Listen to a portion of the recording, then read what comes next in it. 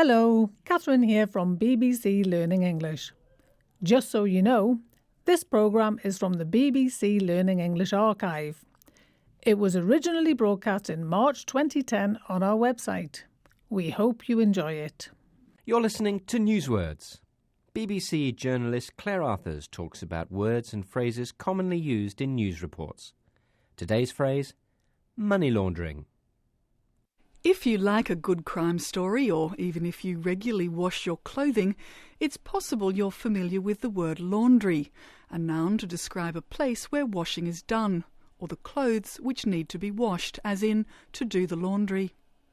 You're probably thinking, what's grime got to do with crime?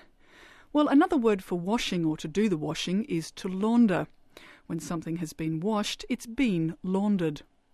Criminals have money from the proceeds of crime, perhaps from selling drugs or people smuggling.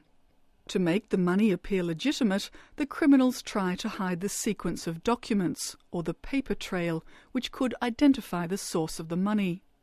Criminals create a false trail to make the money look as if it's been earned honestly, perhaps appearing to come from the sale of a house or winnings from a casino or horse race.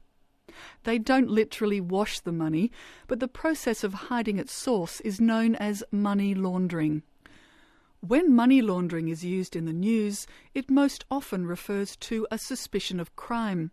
A man has been charged with tax evasion and money laundering, or police are concerned about organised crime and a web of gambling, prostitution, drugs and money laundering.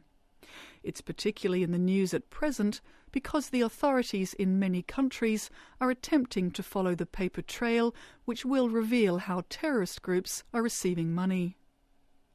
That was Newswords from bbclearningenglish.com.